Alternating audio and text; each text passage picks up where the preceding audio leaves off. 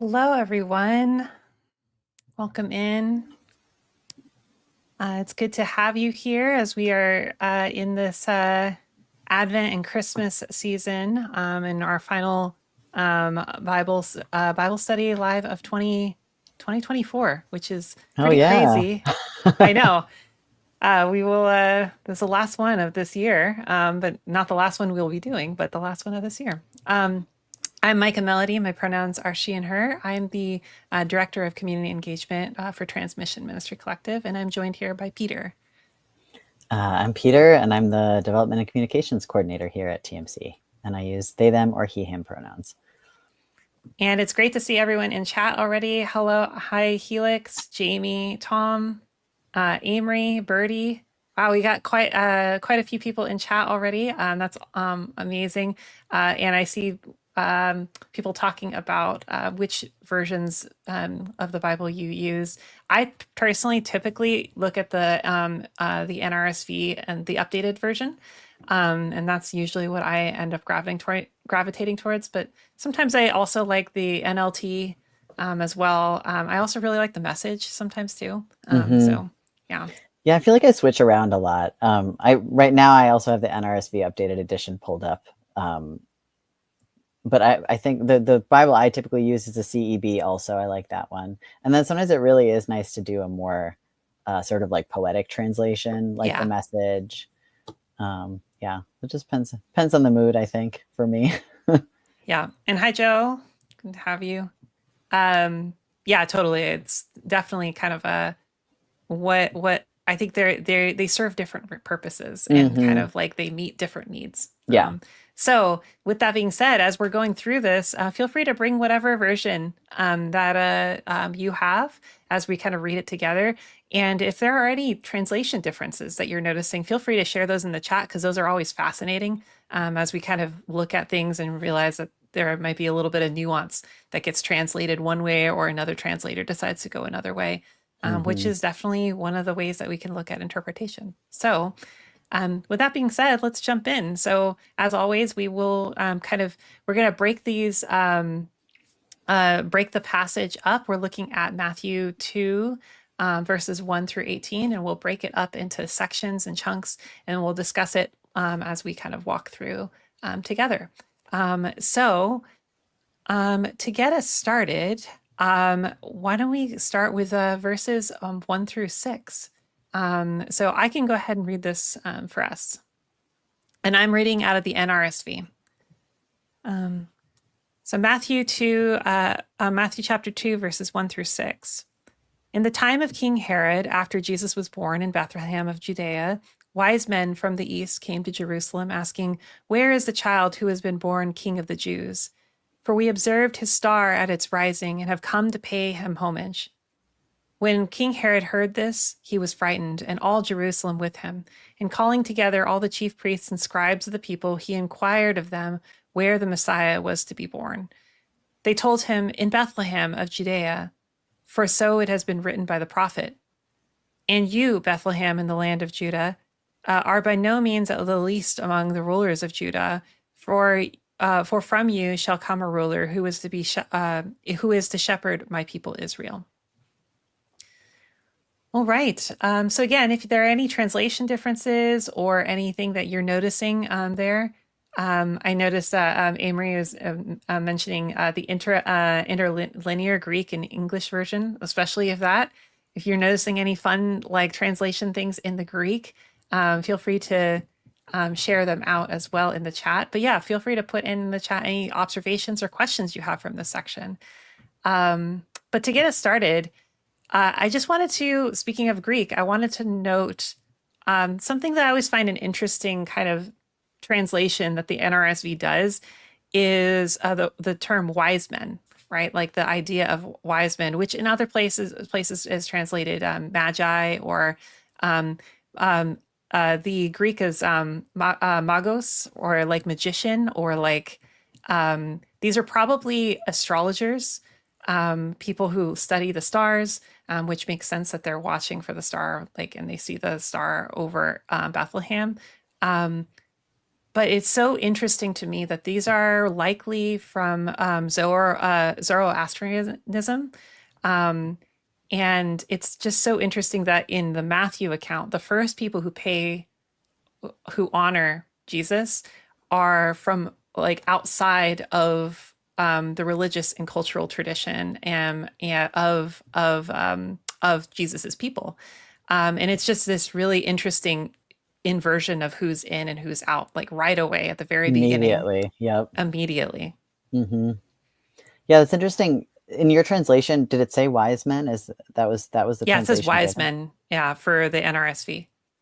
In the updated edition, which I'm looking at, it does say magi, Okay. which is Yeah. what, yeah. And it's interesting because I think magi is, all of these translations are limited in different Yeah. ways, but magi, like, is not really a word we use except in the specific context of this Bible passage. So, yeah, I think that we have just our own set of associations from all of the imagery that, these characters have sort of taken on over the ways they've been interpreted, It's interesting to like, I wish I knew more, I think, about like their story and how they became interested in this person that they, like learned about, and how they decided to make this journey. And yeah, do you know anything else about the sort of Zoroastrian tradition that they came from? So I know very little about Zoroastrianism. It is fascinating. There is, I believe, it is also a kind of a like a mono. It's not monotheism, but like where you essentially acknowledge multiple gods, but kind of worship a single.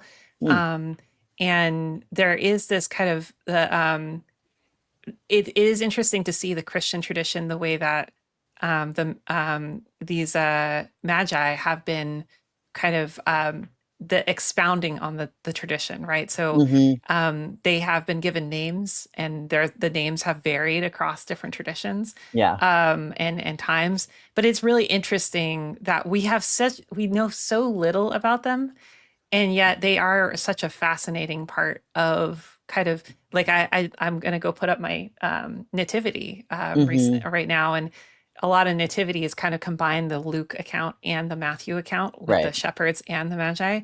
But it's in my nativity they are represented with kingly figures, which they could have been, but that's not necessarily what we see directly in the text. So it is just an interesting kind of I also wish we knew more. Like, yeah.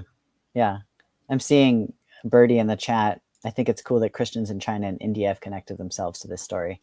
That's interesting. I did not know about that, but that's a really interesting connection.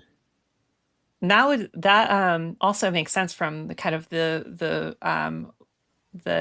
regions which like Zoroastrianism or other types of, because Amory noting, I believe it originated in Persia. And like, yeah, there's definitely a lot of people thinking about these might have been people coming from Persia. Or, yeah, it's just to me very fascinating that Matthew particularly wants to note that the first people to come and honor this person that is supposedly being born as Matthew records, King of the Jews, are people from outside of Judah, which is just an interesting thing. Yeah, just right out of the gate, there's a sort of like reversal or like inversion happening of like who's in or who's out, like you said, or who has like sort of access to God. that being kind of turned on its head immediately. Yeah. Which, you know, even like in this story where, you know, the magi are the sort of first to come and worship, but also in the story where the shepherds are the first to come and worship, similarly, Totally. in a different way, sort of like the sort of like socioeconomic power, you know, Yeah. it's reversed of like who has access.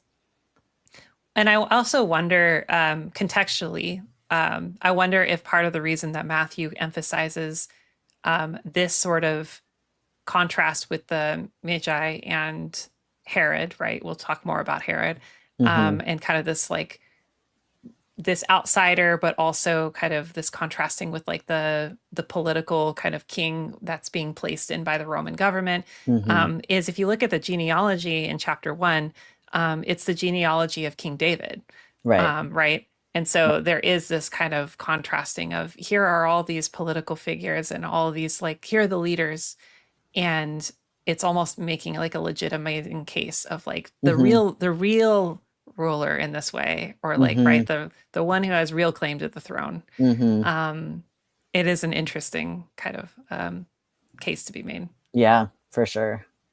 Yeah. I Before we move on from this, I did want to make note that I saw in the as I was looking in the women's Bible commentary on this kind of note about the kind of the Magi and the and kind of this contrast with Herod, who is the king of the Jews. Mm-hmm. Currently, the it's really important to note to be careful about anti-Semitic interpretations, and this isn't Mm-hmm. like it's good Magi who are the Gentiles coming from out, and it's bad Herod and slash Mm-hmm. bad Jews that are, you know, this is a kind of, we were talking about like the subversion of expectations of Yep. power, Yep. of who's in, who's out. And unfortunately, it has been used in interpretations to in very anti-Semitic ways in the past. So just wanted to name that that is a thing to be cautious of. Mm-hmm. Mm-hmm. So, what any other kind of things that you noticed in this section, Peter, or anyone in the chat?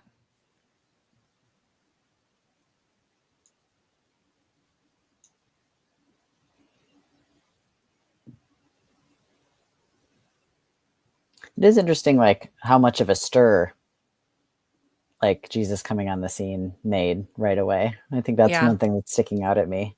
It's like everyone sort of gathering and, you know, consulting and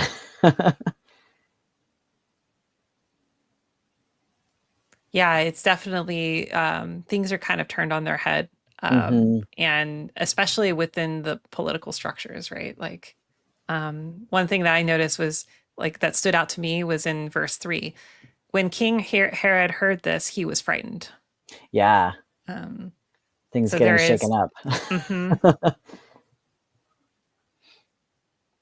And I'm like curious, like what about this event would like make like what about this is so frightening to Herod?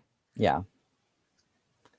Yeah, the sort of um threat to political power, but that threat not coming from, for example, like another powerful ruler or something, but that, you know, somehow the sort of significance was being recognized of the threat this person could be to like these existing power structures.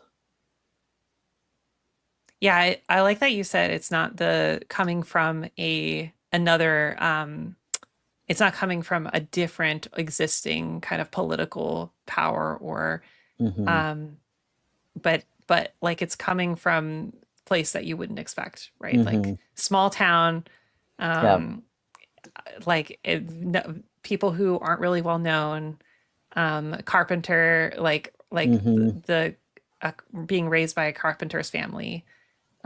It is kind of very unexpected, Yep. and so there is something about the kind of the inversion of power that is Mm-hmm. unsettling to Mm-hmm. those in power. Yep. I'm seeing in the chat, Amory is noting that tradition named the three magi. So I'm going to put these up. Uh, the one from India was named Casper, Melchior from Persia, and Balthazar from Ethiopia. Thank you for that. I was trying to remember what their names were, and I know that they have had different names throughout, like in different kind of parts of or times in the Christian tradition. But yeah, it's really interesting that how they get named and how those names like kind of create and kind of fill in those spaces of our imaginations in this text. Mm-hmm. Yeah. Anything else in this section before we move on?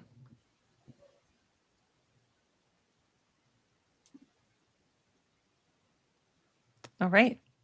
Well, would you read, go ahead and read verses 7 through 12, Peter? I will. Also reading from the NRSV updated edition. Then Herod secretly called for the Magi and learned from them the exact time when the star had appeared. Then he sent them to Bethlehem, saying, "Go and search diligently for the child, and when you have found him, bring me word, so that I may also go and pay him homage." When they had heard the king, they set out, and there ahead of them went the star that they had seen in the east, until it stopped over the place where the child was. When they saw that the star had stopped, they were overwhelmed with joy. On entering the house, they saw the child with Mary his mother, and they knelt down and paid him homage. Then, opening their treasure chests, they offered him gifts of gold, frankincense, and myrrh. And having been warned in a dream not to return to Herod, they left for their own country by another road. Right. Well, thanks for reading that. Yeah, what stands out to you here? Any observations or questions here? Same for anyone in the chat. Any observations or questions from verses 7 through 12? I think one thing that stood out for me was actually that last sentence. And having been warned in a dream not to return to Herod, they left for their own country by another road. I think, this is such a familiar story that it's been a long time since I've done like a close reading of it. Yeah. And not, and, it was the story that we read, every Christmas Eve, like after our little procession to the manger scene with putting the baby Jesus figure in the manger and then reading the story.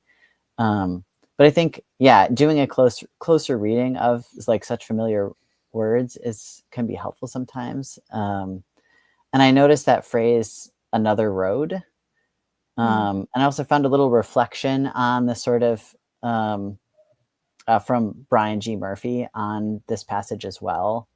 And Brian says, after the wise men encountered the baby Jesus, they returned to their country by another route. That means that their time in the manger was only the halfway point.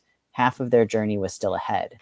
So we had our manger moment. We are utterly and irreversibly changed, and we set out another way. What comes next? So just sort of like the symbolic significance of like they didn't come back the way they came. And also that like the manger was not like the final destination. It was like this moment of epiphany,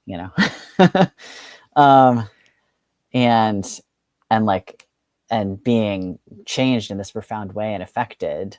And then, but that was only the halfway point. And then the next part of their journey, they set out on another road. And like, what does that mean in our lives? Like kind of how can we think about our own journey in that way? So I was just struck by that. Again, that phrase that I've heard so many times, like another route. They went by another route. They went by another. And I know the story and the narrative. And it makes sense, like practically speaking, why they were, trying to avoid, Herod on the way back. So they decided to change up their route. But then, thinking about it more symbolically in terms of like a journey of faith. It's not just like we had the revelation and then we're done. Like, what's the new road? I really like that kind of symbolic way of looking at it, of the fact that there's encounter with God, like with Jesus in this moment, and yet, and the things are not the same as they were. Yeah. And in this way, practically, there is obviously the attempt to keep Jesus safe. But there's also, regardless, things are just not the same as they were. One of the things that stood out to me was Herod's words. Um, was bring you word so that I may also go and pay him homage. Mm-hmm. Like that's so deceptive Mm-hmm. in that because we can see from later in the story what that truly means, right? Like Right. Herod is feeling threatened, doesn't want to be overthrown, and so wants to prevent this possible king from rising up and overthrowing him. Yeah. But it is really interesting the way that that's kind of framed of this bring you word so that I may go and pay him homage, right? Like Mm-hmm. this kind of person who is in power and in leadership and is giving lip service to the way that like giving lip service to those who are kind of on the underside of power, Mm-hmm. and yet what like it's not it's actually just a continued way of control or a continued way of erasing the threat. Yep. It's just an interesting dynamic that I think we see kind of in the contemporary day and age of like people who have like I just think of like if we look at where economic power is concentrated, Mm-hmm. looking at people who have talked about, yeah, we want to care for the working class or we want to care for, but it's not actually addressing or elevating the working class. It's like, how do we know what you need or where you're at so that like Mm-hmm. you don't have this threat to the system. Mm-hmm. Yeah. Jamie says, Herod is portrayed as small-minded, dishonest, and not too smart. I It sounds accurate. like I, that. I think that I think that like the form of manipulation is, like you said, very familiar, Yeah. and also like kind of, you know, um like diabolically clever in a way, like that he is. We see this now, and I've probably always seen it, but the sort of taking advantage of someone's faith is, I think, Yeah. what stands out to me, of like, or like their devotion to, something very important to them. And they have this like joy and enthusiasm for this quest that they're on, to like find, you know, this person worthy of homage, and that Herod kind of like gloms onto that, and uses that against them, like to deceive them. It's like, well, oh, okay, I also want to do that. Like I share your enthusiasm for this. And the fact that he sort of uses that to manipulate them and trick Yeah. them is like pretty terrible, and also familiar. Of like Unfortunately speaking the familiar. Yeah. language of faith, in order to kind of convince people that you're on their side, Yeah. or that you share their same values and goals, and then, to use that to deceive and to manipulate. Yeah. It is that kind of the way of yeah, learning to speak the language of the people Mm-hmm. to convince someone that I care about the thing that you care about, Right. when really their interests are not aligned. Yep. Herod's interests are very much not aligned with the Magi in this moment, because the Magi are Mm-hmm. coming to honor and to like and to see and be like, whether it's like, oh, we want to honor and respect, or it's this like wonder of like, what is this? Mm-hmm. This Yeah. new thing in the Learning the heavens? What truth. is Yep. Mm-hmm. mm-hmm. There is you can very easily use that language, that same language, but have other intentions and means. And so Yep. I think that's very, especially in our social media kind of ecosystem and in reality, I think it happens a lot. And so Yeah. it's like definitely very something that's a very live kind of thing that we see. Yep. I see another comment from Amory. The Hasmoneans were kept in power by the Romans and equally distrusted by both the Jews and the Romans, as they had divided loyalties. Yeah, I mean, the like anyone who is kind of put in place in terms of a position of power in and has this kind of like loyalty or mixed kind of space of yeah, are like has a responsibility to kind of lead or be just, but also is being backed up by a political power. It's definitely like a kind of a tricky place, and I can understand the distrust. Yeah, definitely a very complicated political situation at this time of like, being under imperial rule and then having these sort of like political leaders that were nominally for the people and then really were not acting with or for them. Yeah. The other thing that kind of stood out to me in this section was gold, frankincense, and myrrh. And it's always interesting to me because, again, like you said, Peter, this is such a familiar passage that we just kind of, yeah, that's what it is. But it was standing out to me, and I just was asking myself why. Like, what about that? What's the significance there? And just thinking about one, the extravagance of it. Like, those are all kind of extravagant things within that cultural context. Like, frankincense today is not that like as expensive, to get, but that is those are wealthy things. And so this contrast, this inversion of, again, this is being presented to someone who is just in a house at this point. Yep. Like that's not like anyone other people would think of as special.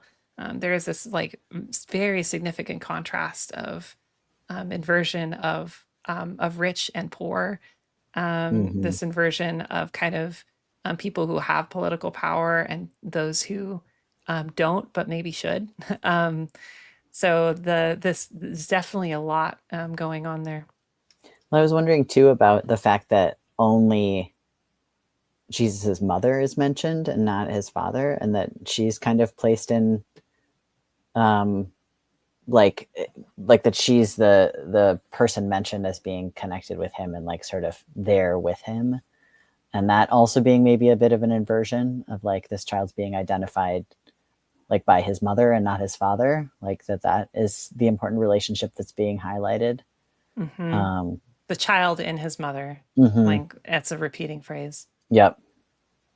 Yeah, that's an interesting thing too. I actually had noted I noted that, but I also noted the opposite because the person that's named that in the Matthew's account that has the kind of contacts with the angel is Joseph. Oh, right. Like we'll see that in a moment in verses 13 through 18. So it's interesting. Whereas in like Luke's account, for example, you get Mary seeing the angel and kind of having, and then you get the Magnificat, right? So right. It's very centered there. Here, it's Mary is very much in the role of mother. Which is also like that can be a really powerful role within this within this context, especially.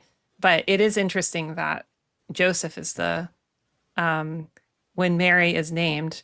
I'm looking really quickly. It's in verse 11. On entering the house, they saw the child with Mary, his mother. So it's very much tying her identity to that role. Yeah, true.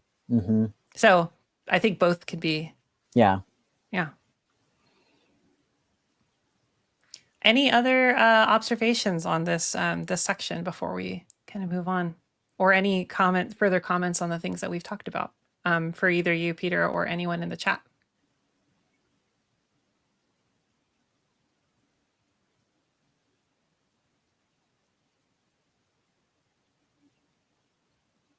I don't think anything for me. All right. Well, we can go ahead and move on. And as always, if things, do come up and we're thinking about stuff, we can always jump back. And so feel free to keep posting in the chat if you had the thought. I'm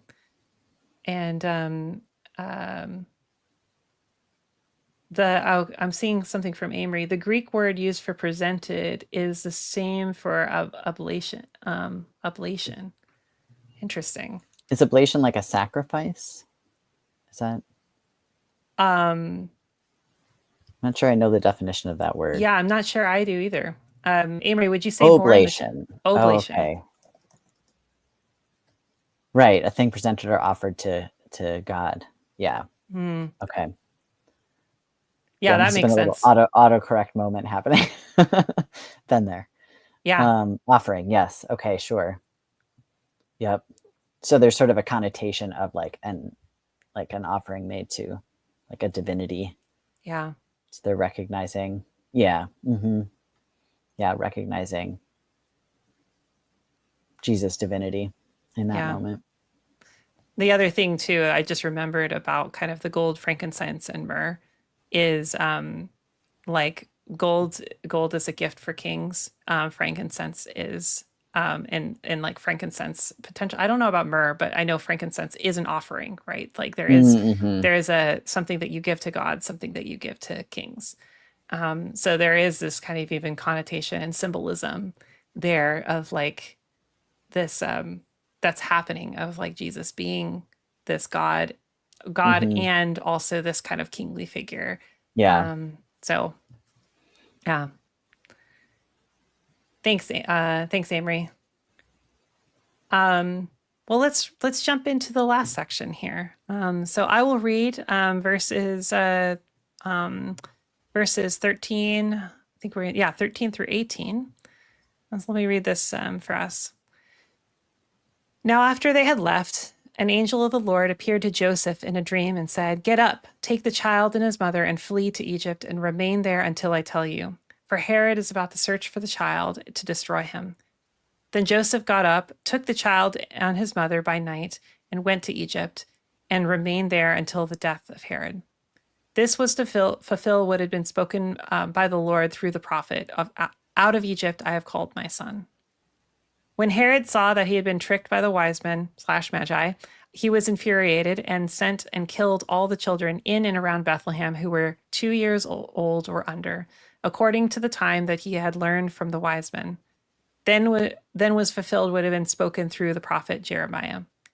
A voice was heard in Ramah, wailing and loud lamentation, Rachel weeping for her children. She refused to be consoled because they are no more. So yeah, the this is a kind of a lot in this kind of ending to this section. This isn't the end of the Mm-hmm. story. They do return, but I think it's the just for time reasons, probably the end of what we'll be able to get to tonight. But kind of looking at this section, yeah, what stands out to you? I mean, it's definitely a brutal story. Yeah, yeah, um, yeah,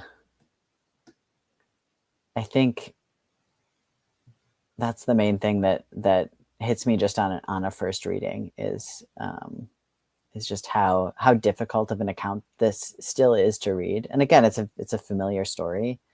And I think, I think we're going to talk a little bit more about this, but in a lot of traditions, the like holy innocents, as they're also sometimes called, like the children that were murdered, are considered martyrs. mm-hmm. Or like sort of recognized as martyrs. I remember that was true sort of in the Catholic tradition that I grew up in.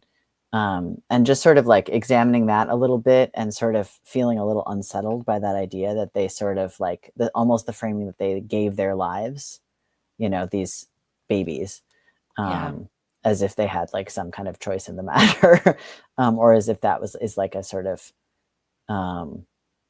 like holy or admirable thing in this context, and like sort of being struck by the sort of unsettledness that I'm noticing in myself in response to like thinking yeah, about this story again for the first time in a while.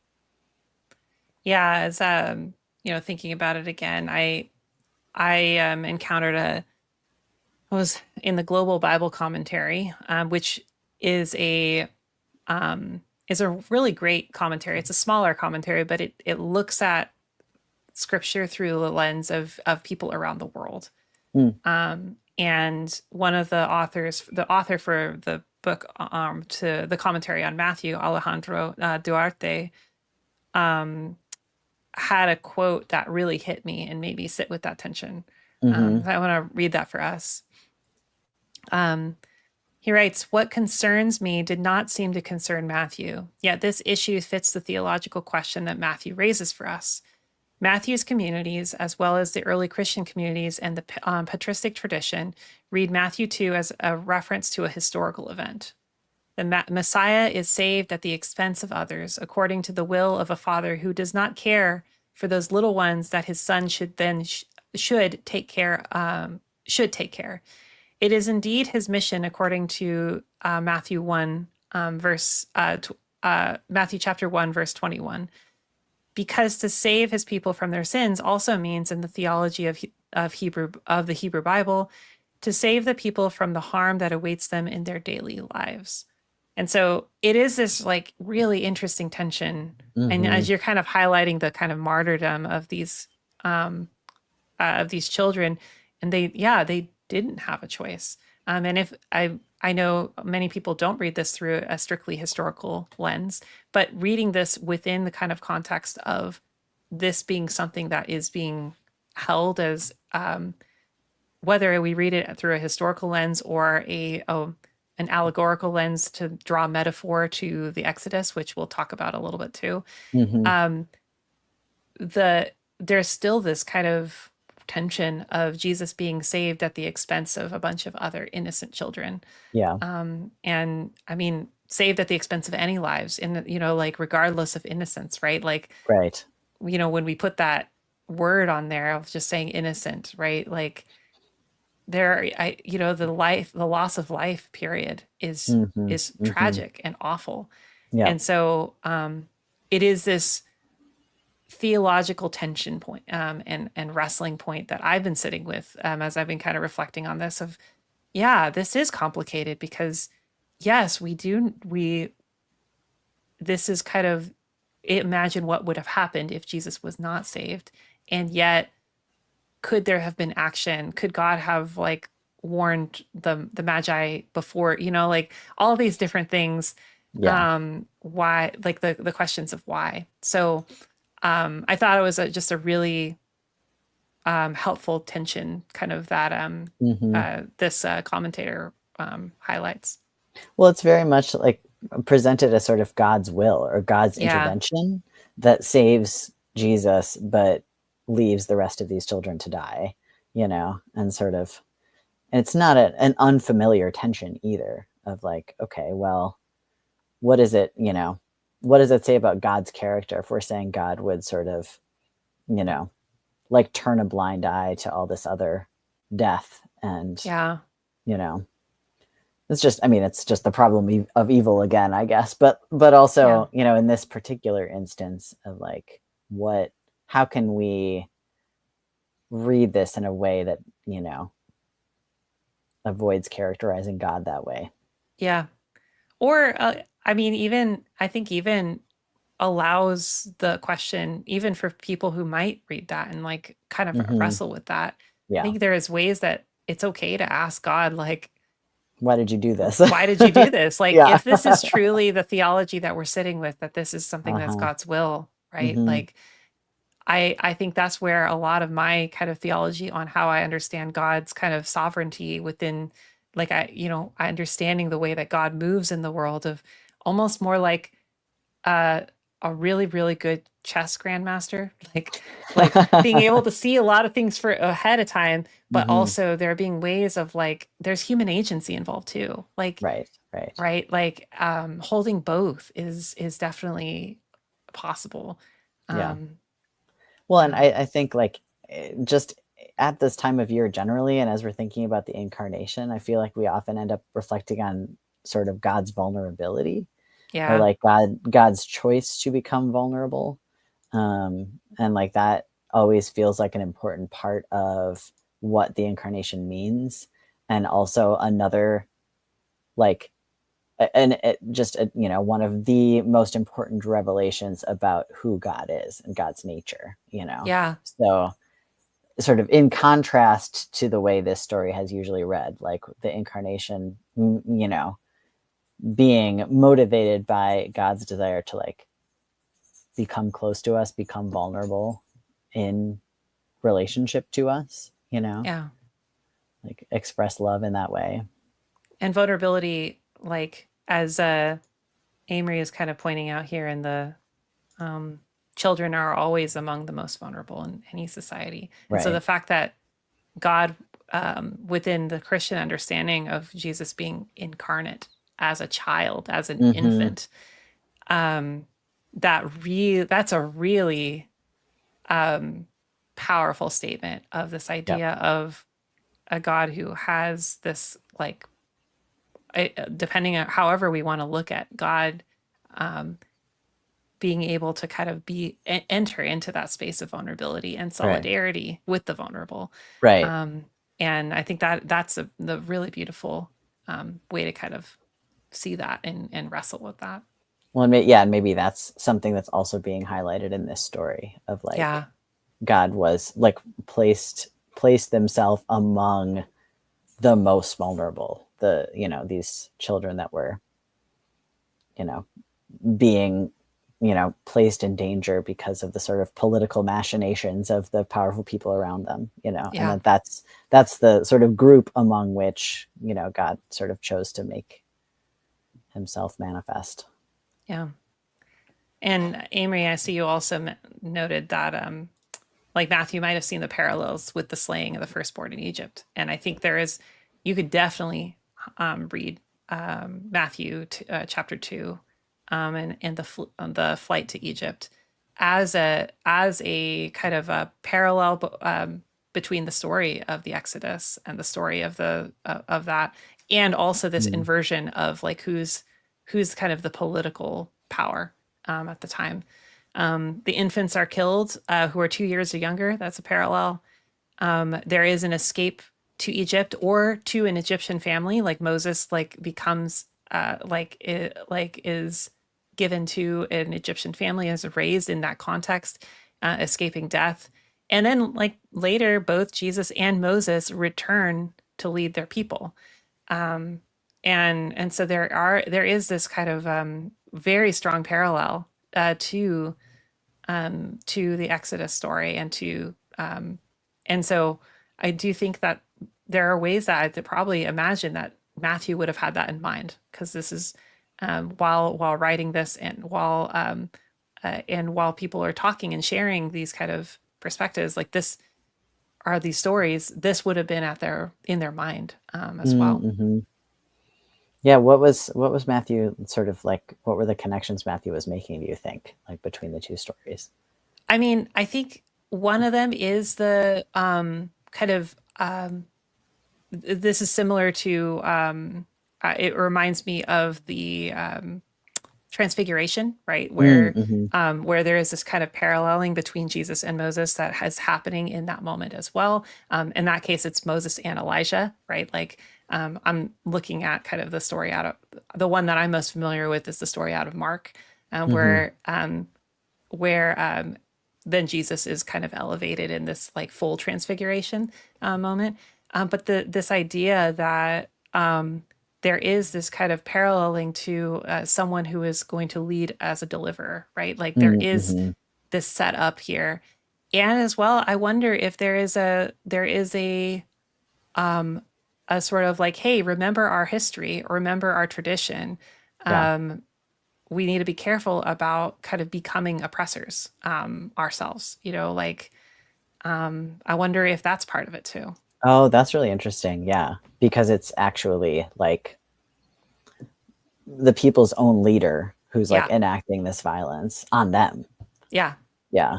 Which is to remember that Herod is kind of an imperial sort of figure, like, Mm-hmm. but is like kind of the ruler over Mm-hmm. the Jewish people in this time. Like that is their leader. There is Mm-hmm.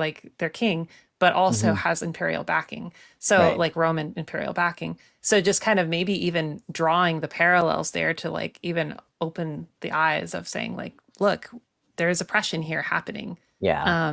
even within our own people. Mm-hmm. Um, I see Jenny says Moses and Jesus both deliver their people. Jesus, not the way they expected, though. Yeah. Yeah, very much so. Yeah. Yeah. A Um, lot of like reversals, I feel like, that we're uh-huh. seeing Yeah. throughout this whole passage, really. Yeah. Like, yes, but not in the way you would expect. Very much so. Yeah. Well, Peter, I know that you had, as you were kind of reflecting on this, you were sharing that you were reflecting a little bit on the kind of the parallels to like refugees and the refugee status of Jesus. And yeah, do you want to share any more about that as well as some of the art you found? Yeah, I think it's just I think a lot of artists and commentators have sort of talked about sort of we were talking throughout about the sort of vulnerable position that Jesus has in the society in which he finds himself, and specifically sort of noting the sort of like refugee or migrant sort of status that Jesus's family has in this moment of needing to like flee from a place where they're experiencing persecution or oppression into a place of more safety, and doing that sort of on an emergency basis without a lot of like formality connected to it, and just I think a lot of artists and commentators have sort of drawn parallels with the experiences of migrant and refugee people now, Yeah. and sort of our responsibility to be in solidarity with them and kind of recognize God in them. And so I did find a couple of pieces of art. There are lots out there. I actually went down a whole rabbit hole this afternoon. Like, just this, it's been a theme that people have, I think, always reflected on, and especially in recent years, because of the ways that migrant and refugee people are being treated within our own context and around the world too. Just the importance of drawing attention to that parallel right now. But I found, let me just see if I can share my screen here. Actually, a piece of art that a series of pieces of art based on the Stations of the Cross, just connecting Jesus with the migrant experience. So I'll just share my screen here.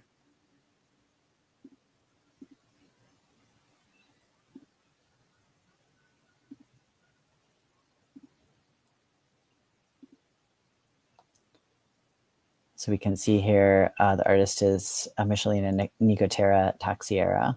And this is the third station Jesus falls for the first time. Jesus here being presented as a migrant mother.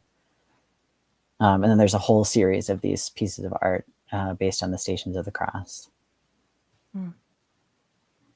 It's so powerful and beautiful just to draw those kind of connections. And I remember seeing last year, or it was a couple years ago, down here near the border.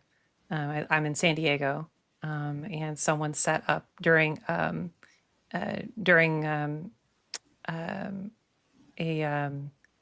Christmas season. Someone set up a nativity that was kind of that, and they put like barbed wire around it right next to like at this place called Friendship Park, which is like right at the border where between Tijuana and San Diego, and it's really powerful because it's this idea of like people have to cross borders to survive, and there's ways of like what does that look like? There's definitely political complexities, economic complexities to things, but I love the solidarity and the power of that. Yeah, and I think art can do a really good job of sort of like making that more visceral connection for people, because again, this story we've read so many times, Yeah,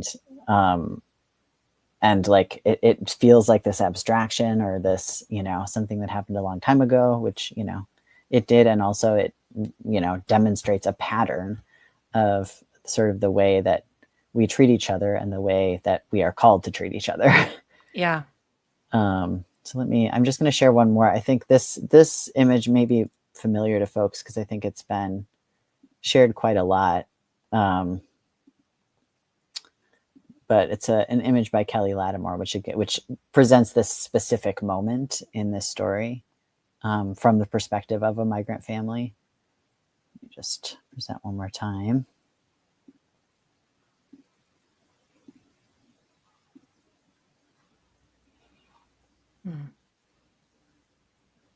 So I've always thought this specific sort of characterization of the Holy Family in this moment makes a really powerful connection. Wow. Yeah. That's beautiful. And we'll put the links to where we found those in the description as well, afterwards. Um, Thank you, Peter, for that. I think it's an important thing to kind of recognize the with I think so much that's happening in our kind of contemporary political climate, right? Like, Mm-hmm. and just with increasing conversations about people needing to move, because around the globe, it's not just a U.S. thing. There's more and more instability in places around the globe that where people need to move, and like I always think about the reminder that you know, humans were initially kind of nomadic in nature, and so like it's complicated, and so I think there's a lot of beautiful solidarity and power in kind of drawing out those themes. So thank you for that. Yeah. All right. Well, any final kind of thoughts as before we kind of wrap up here from anyone here, or like from you, Peter, or anyone in the chat? It's kind of a tough place to leave Jesus. I know. Um, I think, you know, the thought was, oh, do we kind of continue on all the way through verse 23 when Jesus and like the Holy Family makes it back Mm-hmm. and settles in Nazareth, right? Like we know that's coming. Like, Mm-hmm. um, and also I think sometimes it's good to sit with the tension of Yeah. the instability of things, and knowing that probably for who knows how long, um, that was the situation that they faced, right? Like of Yeah. they don't know when things are going to go back and when they can return, Mm-hmm. and so there is that tension of unknowingness. Yeah. It reminds me of the conversation I know you were having in support groups last week about the Holy Family and their sort of, you know, the different types of experiences that they had that were sort of outside normal kind of like family structures or, you know, institutions that might have supported them, that they've had a lot of experiences that we can like different marginalized communities can connect to. Yeah. So like, you know, again, here we see that, and it feels like an important thing to reflect on. Yeah. The Holy Family was not a kind of two kids in a picket fence sort of Mm-hmm. model, like nuclear family. The Yep. Holy Family was complicated, and had experienced displacement, migration. Mm-hmm. They experienced kind of having their life upended as they had to like flee for their lives. They experienced kind of this amazing, miraculous thing of being kind of honored by people who were outside of their own kind of family and their own community and culture. Mm-hmm. There is a lot of blurring of lines and complexity there. Yeah. And yeah, that's definitely a really powerful thing to think about. Yeah. Especially with that. That's the family that's like the model for us of what, you know, that's the Holy Family, right? That's the family that is our model of familial love. And so like just to have a reminder that that can look so many different ways. Yeah. I see just kind of one thing that Amory was saying is last Christmas, the Church of the Nativity in Bethlehem, the infant Jesus was depicted amongst the rubble and wrapped in black and white. White. It's just really, really powerful to think about the displacement, and the kind of everything that's happening in the humanitarian kind of crisis that's happening right now with all the Gaza refugees, right? To this kind of powerful returning in that way. That's really Connection. powerful. Yeah. Yep. All right. Well, what as we're kind of closing here, what is a final takeaway for you, Peter? What are you kind of taking away from what's sitting with you? Yeah, I think I really am feeling connected to that last part of the story that we talked about, and the sort of kind of drawing strength from like reflection on this instability that Jesus experienced as one of like his early formative memories, and like that feeling kind of comforting in a way, and there being a kind of connection and solidarity there of like, oh, you know, for when I remember those own experience, like my own experiences that have a similarity to that, like finding kind of strength and solace in that. Yeah. I love that. I think for me, it's the inversion of power. Mm-hmm. It's just like the continual theme of of inversion of power from the unexpected places. Mm-hmm. And I think I need to hold on to that theme and hope as kind of thinking about the upcoming kind of just where we're sitting for us as like, trans folks like in Mm-hmm. the US, kind of looking for, to the next several years of just what that's going to look like. Yeah. And the reminder that the change and liberation comes from the unexpected places, Yeah. and not from. I love what you said, Peter. Of the Herod, the threat for Herod was not necessarily another kingdom, right, Mm-hmm. invading. It was this unexpected place of this infant, right. Yeah. So that actually gives me a lot of courage and hope. So I think I'm holding on to that. Um, Well, thank you all for joining us, and thank you for being here. We Just a couple reminders before we close. One is that starting next week, we will be going on our kind of year-end programming break for Christmas and New Year's. So we'll be on programming break starting the weekend and going, and then our first day back with programs will be January 6th. That, like, I hope that you all have a good time with your with families and friends, or in during the holidays. And also too, our Tuesday support groups starting next year will be moved to Mondays. Keep an eye out for those reminders. We'll be sending those out. And then lastly, our next Bible study live will be on January 15th. We will see you all there in the new year. So hope you all have a wonderful end of year 2024, and we'll see you then.